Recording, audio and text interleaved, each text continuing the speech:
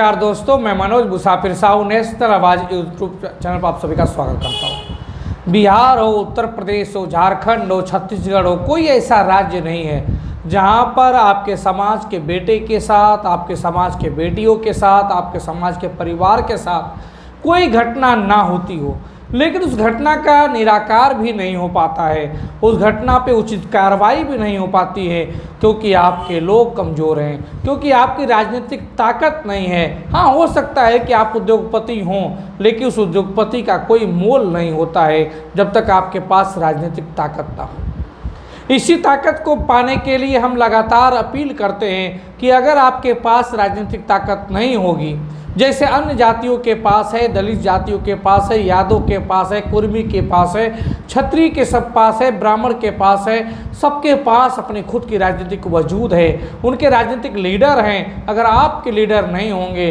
तो आपकी सुनवाई कहीं नहीं होगी। मैं इसी कड़ी में बात करना चाहता हूँ मध्य प्रदेश का सतना जिला। आप सभी जानते हैं, घटना बहुत पुरानी है, लगभग 15 दिन पहले की घटना है, 5 मई 2025 की घटना, जब शुभम साहू, एक ऐसा छात्र संघ का नेता, एक ऐसा नेता जो लगातार चर्चाओं में बना रहा, पहले कांग्रेस में यूथ कांग्रेस के महामंत्री रहे, बाद में बसपा को ज्वाइन किए और बसपा को ज्वाइन करने के बाद मात्र 2 दिन बाद जब 5 मई का दिन आता है तो 5 मई को रात को 11 साढ़े 11 बजे 10-15 लड़के घेर कर लाठी डंडे से मार मार कर उस शुभम साहू की निर्मम हत्या कर देते हैं। एक वीडियो भी दिखाई दिया। बाद में लोगों ने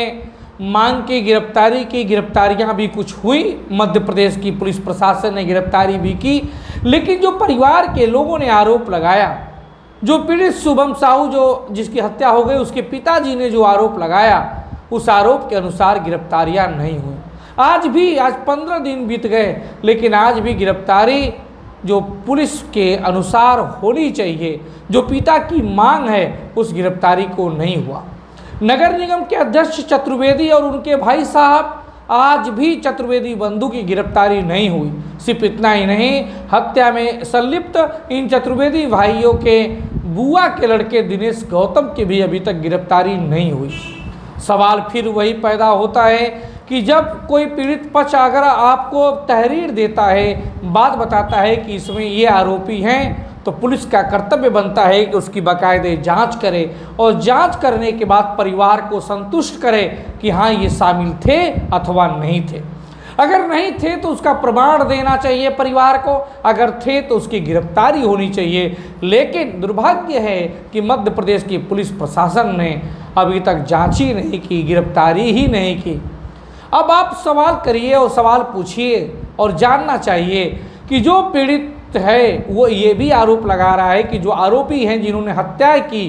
निर्मम हत्या की, उन लोगों का मकान जो है शासकीय भूमि पे बना है, सरकारी भूमि पे बना है, उसकी जांच करा ले सरकार, और सरकार जांच करा ले, उसको लगे कि शासकीय भूमि पे इन्होंने अवैध निर्माण किया है, तो स्वाभाविक बात उस अवैध निर्माण को ध्वस्त करने का काम भी शासन प्रशासन का है, सरकार का है, कि जिससे सरकार की भूमि फिर से कब्जा मुक्त होकर सरकार के पास चली जाए।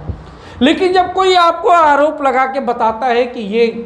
शासकीय भूमि पे इन्होंने निर्माण किया है, इसके बावजूद भी शासन और प्रशासन अगर आंखें बंद कर ले, ना गिराने की बात करें और आपके खिलाफ बात करें, तो बताइए आप उस दशा में क्या करेंगे। लाचार हैं, बेबस हैं, क्योंकि आपकी राजनीतिक हक और हुकूक नहीं है, आपकी पावर नहीं है। मैं इसीलिए बार बार कहता हूं कि राजनीतिक ताकत आपको बतानी पड़ेगी, बढ़ानी पड़ेगी, और राजनीतिक ताकत बाबा साहब भीमराव अम्बेडकर ने वोट के माध्यम से दिया है, लेकिन आप वोट के माध्यम से वो ताकत दिखा नहीं पाते। हालांकि कहने की भाजपा की सरकार है वहाँ मध्य प्रदेश में, जहाँ पर आपका समाज उनको भरपूर पूरा बिना मांगे वोट देता है, वोट के साथ सहयोग भी करता है, समय समय पे चंदा भी देता है, लेकिन इसके बावजूद भी आपको कहीं नहीं पूछा जाता। आपको ने जितना वोट दिया, उस वोट देने के बावजूद भी ओबीसी का मुख्यमंत्री बना, लेकिन आपको दरकिनार किया गया। ओबीसी का मुख्यमंत्री बना, लेकिन आरक्षण 14% नहीं दिए गए, 27% आरक्षण नहीं दिए गए। ओबीसी का मुख्यमंत्री बना, लेकिन आपके जिस पर आप आरोप लगा रहे हैं उनकी गिरफ्तारी नहीं हो रही है। 15 दिन घटना को बीत गए, जब गिरफ्तारी नहीं हुई तो आप सोचिए आपको मुआवजा कैसे मिलेगा, आपको सरकारी नौकरी कैसे मिलेगी। होना ये चाहिए कि अगर कोई नेता है, युवा नेता था, कांग्रेस के पे अच्छे पदों पे था, बसपा को ज्वाइन किया था, अगर उसकी निर्मम हत्या हो गई तो जो परिवार वाले आरोप लगा रहे हैं उस आरोप के अनुसार गिरफ्तारी होनी चाहिए,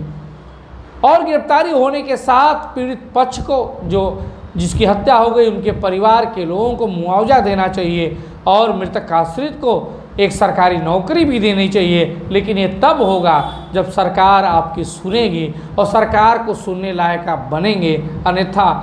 प्रत्येक राज्यों में यही दशा है कि आपके जो भी नेता है वो नेता सिर्फ अपना व्यक्तिगत हित चाह रहा है, समाज का हित नहीं चाहता।